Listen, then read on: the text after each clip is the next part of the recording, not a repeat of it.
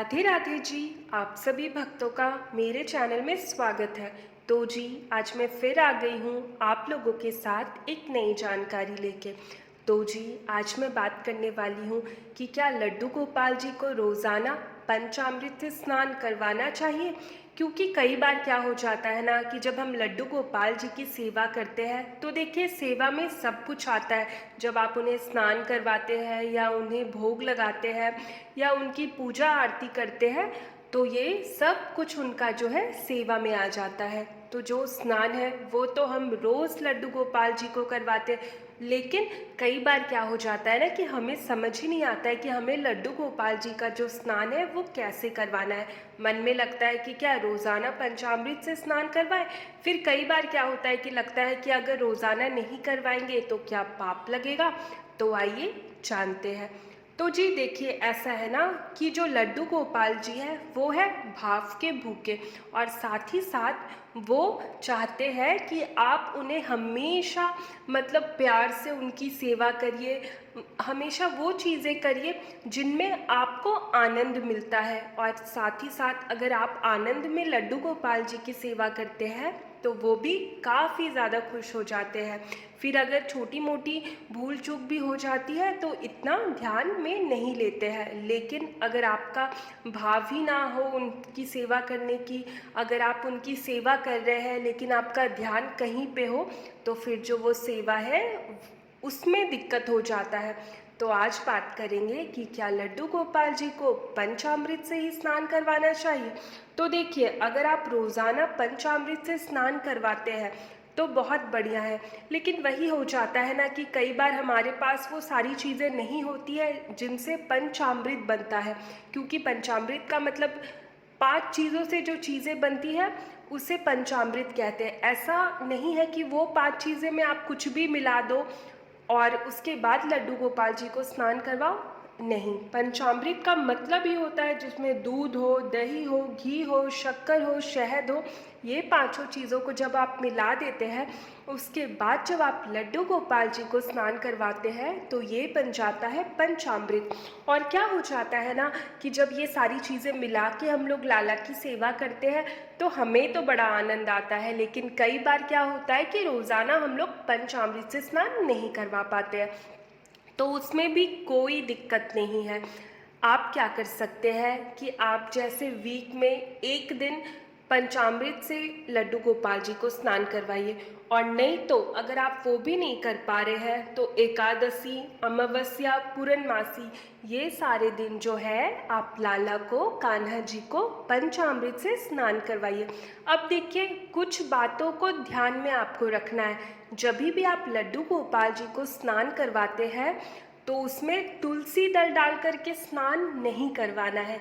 अब क्या हो जाता है ना, देखिए, तुलसी दल लाला को बहुत पसंद है, लड्डू गोपाल जी को बहुत पसंद है। तो जिस चीज़ में भी तुलसी दल मिला होता है, लाला जो है उसे ग्रहण कर लेते हैं, उसे पी जाते हैं। तो स्नान का पानी तो पीने का नहीं होता है, तो आपको उसमें तुलसी दल का प्रयोग कभी भी नहीं करना है। आप पुष्प डाल करके लड्डू गोपाल जी को स्नान करवा सकते हैं, लेकिन तुलसी दल नहीं डालना है। फिर बात करते हैं कि कई लोग क्या करते हैं कि गंगा जल मिला के लड्डू गोपाल जी को स्नान करवा देते हैं, लेकिन गंगा जल से भी लड्डू गोपाल जी को स्नान नहीं करवाना है। उसकी जगह आप यमुना जल से लड्डू गोपाल जी का स्नान करवा सकते हैं। तो देखिए, ये छोटी छोटी बात है जिसे आपको ध्यान में रखते हुए आप लड्डू गोपाल जी को स्नान करवा सकते हैं। और देखिए, कई बार क्या हो जाता है ना कि हमारे पास सारी चीज़ें होती है लेकिन हमारा मन ही नहीं करता है सेवा करने का। हमने क्या किया कि पंचामृत हमारे पास है, हमने पंचामृत बना लिया, उसके बाद हम लाला को जो स्नान करवा रहे हैं, लेकिन जब उन्हें स्नान करवा रहे हैं तो हमारा ध्यान कहीं और है, हमें कुछ और लगा हुआ है, तो वो स्नान करवा के भी कोई फ़ायदा नहीं होता है, उसमें आपको पाप लग सकता है। लेकिन अगर आप सिर्फ नॉर्मल जल से भी लड्डू गोपाल जी का स्नान करवा रहे हैं, लेकिन आपके मन में भाव है, आप बहुत ध्यान से, बहुत प्यार से उनकी ये सेवा कर रहे हैं, तो उस सेवा का भी फल आपको बहुत मिलता है। तो देखिए आपको बस यही छोटी छोटी बातों को ध्यान में रखना है, क्योंकि जो हमारे लाला है, हमारे कान्हा है, वो भाव के भूखे हैं। और जिनके घर में भी लड्डू गोपाल जी है, वो लोग बहुत ज़्यादा भाग्यशाली है, सौभाग्यशाली है। क्योंकि क्या हो जाता है ना कि सब लोग चाह के भी लड्डू गोपाल जी की सेवा नहीं कर पाते हैं, और जिन्हें ये मौका मिलता है लड्डू गोपाल जी का सेवा करने का, तो समझ जाइए कि वो अपने में ही बहुत ज़्यादा भाग्यशाली है। तो इसीलिए आप कोई भी सेवा जब लड्डू गोपाल जी का करते हैं तो बहुत मन से, बहुत ध्यान लगा के करिए।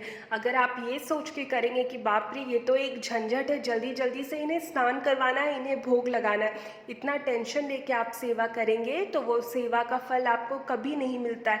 लेकिन आप अगर कम समय में भी लड्डू गोपाल जी पे सिर्फ ध्यान लगा करके उनकी सेवा करते हैं तो वो सेवा का आनंद आपको मिलेगा और उसका फल भी मिलता है। तो बस आपको यही छोटी छोटी बातों को ध्यान में रखना है। देखिए हमारे लाला तो मतलब भाव के भूखे हैं, लेकिन साथ ही साथ प्रभु भी है। तो हमें कोशिश करना है कि हमसे कोई भी भूल चूक ना हो।